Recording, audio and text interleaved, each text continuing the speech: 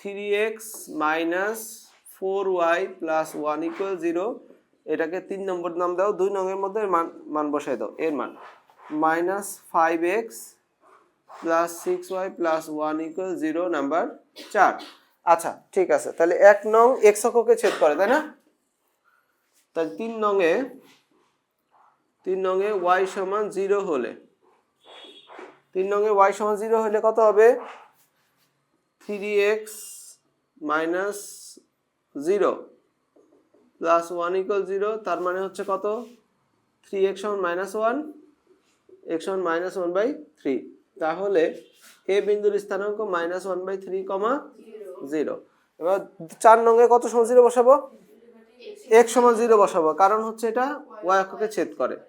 তাহলে এত নং এ x সমান 0 হলে, x এর মান 0 হলে হলো 0 প্লাস 6y প্লাস 1 ইকুয়াল 0, তাহলে y সমান মাইনাস 1/6।